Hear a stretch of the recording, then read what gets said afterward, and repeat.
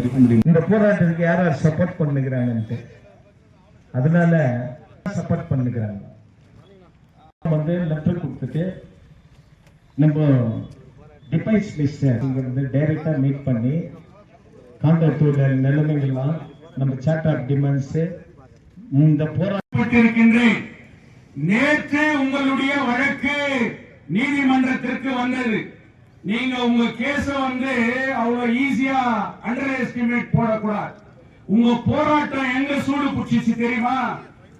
நீங்க நூற்றுக்கணக்கான தொழிலாளர்கள் ஒன்று திரண்டு அந்த நீதிமன்றத்தையே முற்றுகையிட்டு உங்களுடைய ஒற்றுமையையும் உங்களுடைய நோக்கத்தையும் தங்கவயல் நீதிமன்றத்திற்கு காட்டினீர்களே, அன்றைக்கு உங்களுடைய போராட்டத்தினுடைய வலிமை ஒன்று கூடியது என்பதை நீங்கள் உணர வேண்டும். அது சாதாரண வழக்கல்ல. அதை சாதாரணமாக யாராவது பேசுவார்களே ஆனால் அவர்கள்தான் சாதாரணமானவர்கள் என்பதை உங்கள் சார்பாக நான் சொல்ல கடமைப்பட்டிருக்கின்றேன். அன்றைக்கு பல முறை நீதிபதிக்கு நாங்கள் வாதத்தை வைத்தோம். கன்சிலேஷன் நடக்குது, கன்சிலேஷனுக்கு மேனேஜ்மெண்ட் போக மாட்டோம், நாங்க போராட்டத்துக்கு போறதுக்கு தயார் இல்லை, கன்சிலேஷனுக்கு வர சொல்லி நாங்க பேசி எங்க பிரச்சனையை தீர்த்துக்கிறோம் சொல்லிட்டு நாம அவனுக்கு 100 வாட்டி சொன்னோம். எத்தனையோ டேட் கொடுத்தாரு நீதிபதி, கன்சிலேஷன்ல போய் பேசுங்கன்னு சொல்லிட்டு. கன்சிலேஷனை கேவலமா நினைச்ச மேனேஜ்மெண்ட் நேத்து பிச்சை கேட்கிற மாதிரி ஹை கோர்ட் லாயரு பங்காருபேட் கோர்ட்ல conciliation is bending, conciliation is bending, please provide an opportunity, we will settle the issue. அதனால இந்த தீர்ப்பை தள்ளிவை அப்படின்னு சொல்லிட்டு நீதிமன்றத்துல பிச்சை கேட்டானே, அந்த வழக்கு தான் உங்களுடைய வலிமை என்பதை நான் சொல்ல கடமைப்பட்டிருக்கின்றேன். இன்னைக்கு 28ஆம் தேதி நீங்க பேசு காலையில 3 மணிக்கு நீ வாதத்தை பண்ணுன்னு சொல்லிட்டு நீதிபதி உனக்கு டேட் கொடுத்திருக்கிறார். இது வெற்றி இல்லையா?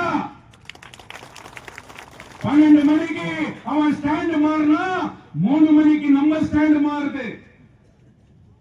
டாக்டிஸ் இதெல்லாம் ட்ரேட் யூனியன்ல பல்வேறு விதமான யுக்திகளை கையாளணும். இது அரசியல் மேடை இல்லை. அரசியல் கட்சி மேடை எதனா பேசலாம், எதனா சொல்லிட்டு போயிடலாம். ஆனா தொழிலாளிக்கு பதில் சொல்ல முடியாது. அவனுடைய வாழ்க்கைக்கு நீ பதில் சொல்லணும். டெய்லி அவன் முகத்துல நீ முழிக்கணும்.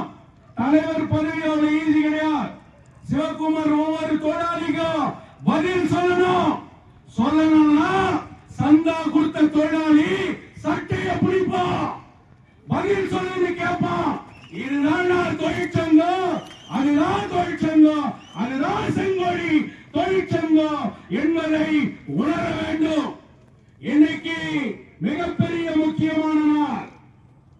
அண்ணல் அம்பேத்கர் அவர்கள், பாபா சாஹிப் அம்பேத்கர் அவர்கள் இந்திய நாட்டிலே ஜாதியின் பெயராலும் மதத்தின் பெயராலும் ஒவ்வொரு மனிதனையும் அடையாளப்படுத்திய முறையை ஒழித்து இந்த நாட்டிற்கு நம்மை நாமே ஆள்வதற்காக ஒரு அரசியல் சாசன சட்டத்தை வடிவமைத்து கொடுத்தது பாபா சாஹிப் அம்பேத்கர் அவர்கள். அவர்கள் உலகத்திலே இல்லாத ஒரு அரசியல் சாசன சட்டத்தை இன்னைக்கு வரைக்கும் இதுக்கு ஒரு ஆல்டர்னேட் கான்ஸ்டிடியூஷன் இந்த உலகத்தில் உருவாகல. அந்த கான்ஸ்டிடியூஷனை நாடாளுமன்றத்தில் சுதந்திரத்திற்கு பிறகு நமக்கு நாம் ரிபப்ளிகன் இந்தியா அப்படின்ற அந்த கான்ஸ்டிடியூஷனை சமர்ப்பித்த நாள் பாபா சாஹிப் அம்பேத்கருடைய இன்றைக்கு அரசியல் சாசன திட்டத்தினுடைய நாள் என்பதை இந்த நாளில் 22வது நாளுடைய உங்களுடைய போராட்டம் இன்றைய நடந்து கொண்டிருக்கிறது. இன்னைக்கு பேசுறவங்க எல்லாம் சொல்லலாம் வலிமை மிக்க போராட்டம். இது இன்னைக்கு திருப்பி சொல்றேன், தொழிலாளர்களுடைய சார்ந்த போராட்டம் அல்ல, தங்கவயலுடைய எதிர்கால சமுதாயத்திற்கான சந்ததிக்கான ஒரு போராட்டம் தானாகவே உருவாகிவிட்டது. அதை சரியான விதத்திலே எடுத்து செல்ல வேண்டியது இந்த அமைப்பின் கடமை என்பதை நான் திரும்பி திரும்பி சுட்டி காட்டுகின்றேன். இது வெறும் வேஜ் ரிவிஷன் போராட்டம் இல்லை. இது வெறும் உன்னுடைய சார்ட்டர் ஆஃப் டிமாண்ட்ஸ் போராட்டம் இல்லை. தங்கவயலுடைய அரசியலையே புலிகரைக்க வைத்திருக்கிறது இந்த போராட்டம். அதனாலதான் மந்திரி வந்தாரு, அதனாலதான் எம்பி வராரு, அதனாலதான் எம்எல்ஏ வராரு, அதனாலதான் எம்பி ராஜ்நாத் சிங்க பாக்குறார். இந்த போராட்டத்தினுடைய வடிவங்களை நாம் மாத்தணும். இன்னைக்கு பேசும்போது சொன்னார் வேளாங்கண்ணி பால்ராஜ், வரவேற்கிறோம்.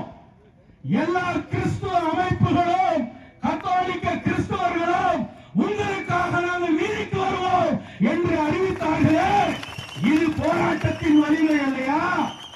ஒரு நாள் சர்ச்சை விட்டுட்டு அனைவரும் தங்கவயல் வீதிகளிலே வெளிவந்தால் நாடு நடுங்காதா?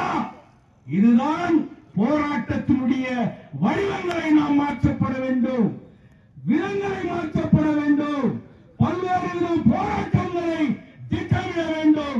அந்த திட்டமிடுகின்ற நடவடிக்கை தான் நாடாளுமன்றத்திலே ராஜ்யசபாவிலே இன்றைக்கு எம்பிக்கள் மூலியமாக குரல் எழுப்புவது என்ற முயற்சியை இந்திய கம்யூனிஸ்ட் கட்சி எடுத்திருக்கிறது என்கின்ற ஒரு தந்திரம் தான்.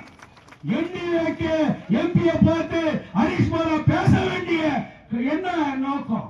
இன்னைக்கு பல்வேறு இடங்களிலே இன்னைக்கு போனோம். டிஎம்கே இன்னைக்கு நாடாளுமன்றத்தில் குரல் எழுப்புறேன்னு சொல்றாங்க. இப்ப விரல விட்டு ஆட்டலாமா? கேஜிஎஃப் பண்ணி ஆட்டி பாத்திரியா?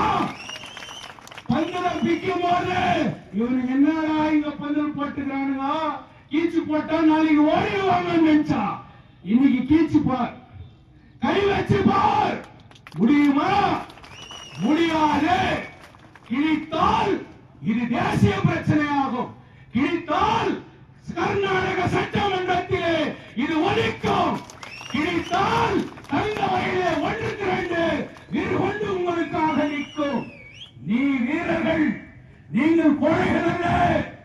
வீரத்தோடு சரியாக திட்டமிட்டு இந்த போராட்ட நடவடிக்கையை நீ முன்னெடுத்தால் 28ஆம் தேதியே உன்னுடைய பிரச்சனை தீரும்.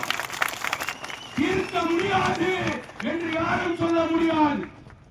இன்னைக்கு நான் பேசுறேன்னு சொன்னா இந்த கன்வீனரா உருவாக்கப்பட்டிருக்கக்கூடிய தோழர் சிவகுமார், தோழர் கஜேந்திரன், இன்னைக்கு கேஜிஎஃப் சாலிடாரிட்டி கமிட்டி, நான் பெர்மனன்ட் வர்க்கர்ஸ் யூனியனுடைய அந்த ஒன்றுபட்ட அந்த தலைமை தங்கவயலுடைய எதிர்காலத்திற்கு ஒரு வரலாறு எழுதி வைக்க இருக்கிறார்கள் என்பதை யாரும் மறுக்க முடியாது. செங்கொடி பறந்து கொண்டிருக்கலாம், செங்கொடியோடு நீலக்கொடி இணைந்திருக்கிறது என்பதை மறந்து விடாதே. இன்றைய நாட்டின் நிலைமை சிகப்பும் நீலமும் ஒன்றுபட்டு நின்றால் மட்டுமே இந்திய நாட்டை பாதுகாக்க முடியும் என்பது தலைவிதி. வெறும் செங்கொடியால் மட்டும் சாதிக்க முடியாது. நீலக்கொடி தேவை, நீலக்கொடியும் இணைய வேண்டும். இணைந்தால் மட்டுமே அரசியல் மாற்றத்தையோ சமூக மாற்றத்தையோ கொண்டு வர வேண்டும். அதற்காக தான் நாங்கள் சொல்லுகின்றோம், இன்றைக்கு நீலம் சிறப்பும் ஒன்றுபட்டு போராட வேண்டிய ஒரு கட்டத்திலே இருக்கின்றோம். நீலமும் சிறப்புக்கும் அப்பாற்பட்டு மத போதகர்கள் இங்கே இருக்கிறார்கள். பல்வேறு ஜாதி அமைப்பினர்கள் இன்றைக்கு நம்மை ஆதரிக்கிறார்கள். கூலி தொழிலாளர்கள் இன்றைக்கு ஆதரிக்கிறார்கள். வியாபாரிகள் ஆதரிக்கிறார்கள். உயர் வகுப்பினர் இன்றைக்கு ஆதரிக்கிறார்கள். அப்படி ஆதரிக்கிறார்கள் என்று சொன்னால் அவர்களுக்கு இந்த மண்ணை பாதுகாக்க வேண்டும், இந்த ஊர் இருக்க வேண்டும், இந்த மக்கள் இருக்க வேண்டும் என்கின்ற எண்ணம் உருவாகி இருக்கிறது என்பதை உணர்ந்து இன்றைக்கு நான் பணிவோடு கேட்டுக் கொள்கின்றேன். தடம் புரண்டீர்களானால் உங்களை யாராலும் காப்ப முடியாது. இந்த கன்வீனர் 2 பேருக்கு சொல்றேன், இது காழ்ப்புணர்ச்சியால இல்லை. உங்களில் ஒருவன் நீ பாதிக்கப்பட்டேன்னு சொன்னா யாரு உன்னை தூக்குறானோ இல்லையோ, இந்த ஜோதி பாசு தான். ஓடுறவனா இல்ல, ஒளிரவனா இல்ல, இன்னைக்கு வீடு கொண்டு இரவும் பகலும் இன்னும் உண்ணாத உட்கார்றதுக்கு தயார். அப்படிப்பட்டவன் நான் என்பதை, அப்படிப்பட்டவருடைய ஆதரவு உனக்கு இருக்கிறது என்பதை நீ உணர வேண்டும். சரியான விதத்திலே போராட்டத்தை திட்டமிடுங்கள். அரசு பயந்திருக்கிறது, போலீஸ் பயந்திருக்கிறது, நிர்வாகம் பயந்திருக்கிறது, ஆட்சியாளர்கள் பயந்திருக்கிறார்கள். ஆனால் உன் பலம் உனக்கு தெரியவில்லை. உன்னுடைய பலம் யார் என்பதை நீ உணராமல் இருக்கிறாய். அதனால் அதை உணர்ந்து சரியான விதத்திலே, சரியான முறையிலே ஒரு அமைப்பை உருவாக்கிறீர்கள். அந்த அமைப்பையே தூக்கி முடி. கேஜிஎஃப் சாலிடாரிட்டி கமிட்டி, நான் பெர்மனன்ட் வர்க்கர்ஸ் யூனியனுடைய போராட்டத்திற்கு ஒன்றுபடுங்கள் என்கின்ற அந்த சாலிடாரிட்டி கமிட்டி என்கின்ற அந்த கோஷத்தை நீ தூக்கி பிடிப்பாயானால் கண்டிப்பாக இந்த போராட்டம் வெற்றி பெறும்.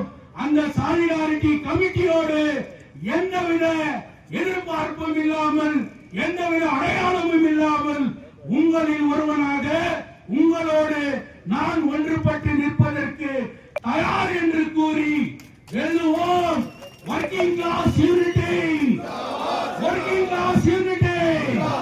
ஜெய் பீம், ஜெய் பீம், லால் சலாம், லால் சலாம். ஜெய் பீம், ஜெய் பீம், லால் சலாம், லால் சலாம். Working class unity, working class unity. Communist கட்சி மற்றும் அனைத்து இந்திய இளைஞர் நீதிமன்றத்தின் சார்பில் வணக்கங்களும் வாழ்த்துக்களும். சங்க இலக்கியம் தமிழர் நிலத்தை 5 வகையாக பிரிக்கிறது, 5 திணைகளாக பிரிக்கிறது. குறிஞ்சி, முல்லை, மருதம், நெய்தல், பாலை. குறிஞ்சி என்றால் மலையும் மலை சார்ந்த பகுதிகளும், முல்லை என்றால் காடும் காடு சார்ந்த பகுதியும், மருதம் என்றால் வயலும் வயல் சார்ந்த பகுதியும், அதான் ரொம்ப வளமான பகுதி. நெய்தல் என்றால் கடலும் கடல் சார்ந்த பகுதியும், பாலை என்றால் இவை அனைத்தும் திரிந்து எந்த உபயோகமும் இல்லாமல் இருக்கின்ற நிலம் பாலை நிலம் என்று சங்க இலக்கியம் வகுக்கின்றது.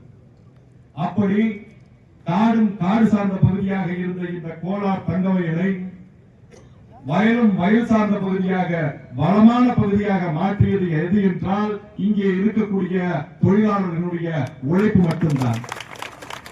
காட்டை கழனியாக்கி கல்லுக்குள் நீர் வளரும் உழைப்பெங்கள் உழைப்பு என்று காலரை தூக்கிவிட்டு சொல்லக்கூடிய தெனாவிட்டு இங்கே இருக்கக்கூடிய தொழிலாளர்களுக்கு மட்டும்தான் இருக்கிறது, வேறு யாருக்கும் இல்லை என்பதை நாம் புரிந்து கொள்ள வேண்டும்.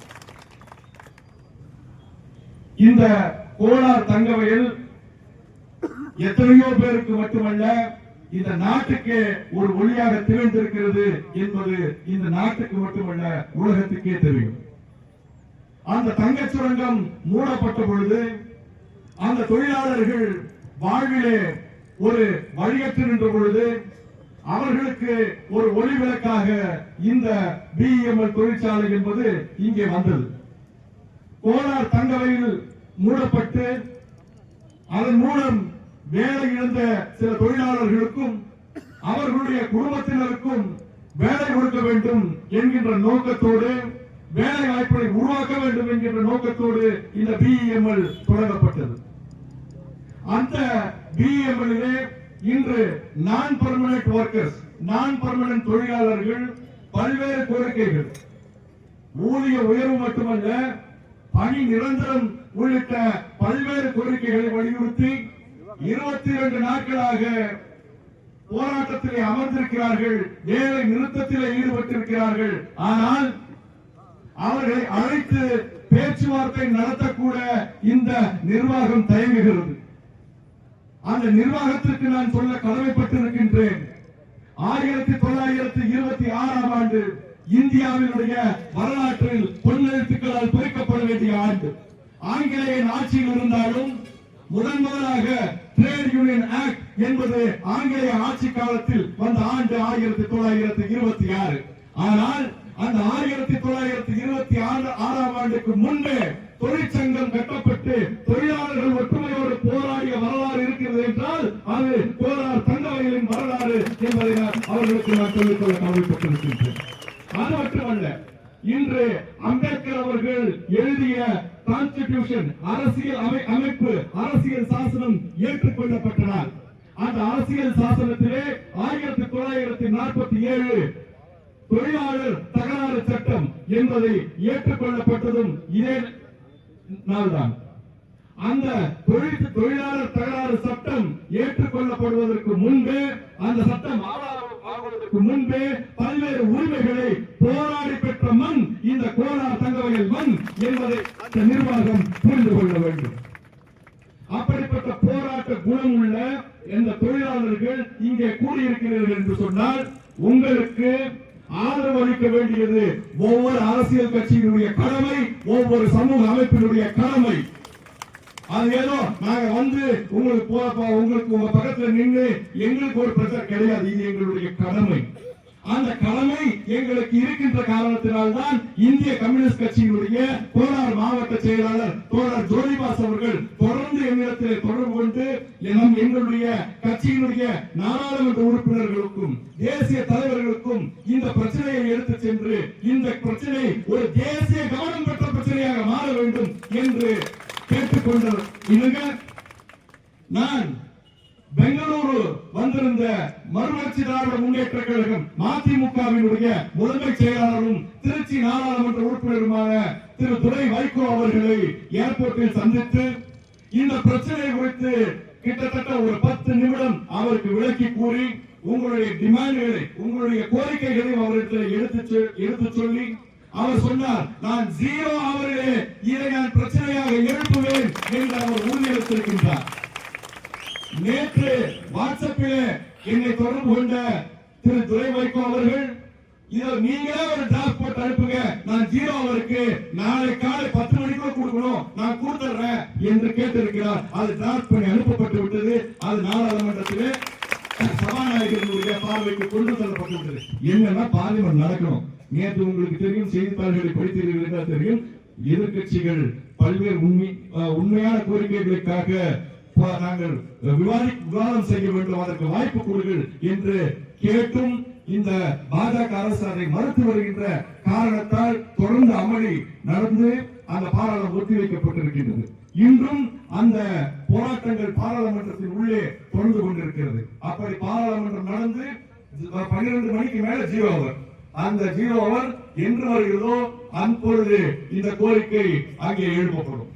அது மட்டுமல்ல, எங்களுடைய கட்சியினுடைய பொதுச் செயலாளர் தோழர் ராஜா அவர்களை நான் தொடர்பு கொண்டு இந்த பிரச்சனை பற்றி சொன்னபோது அவர் இந்த பிரச்சனை குறித்து நான் ராஜ்நாத் சிங் அவரை நேரில் சந்திக்க வாய்ப்பு கிடைத்தால் சந்திப்பேன் என்கின்ற வாக்குறுதியையும் எங்களிடத்தில் கொடுத்திருக்கின்றார்.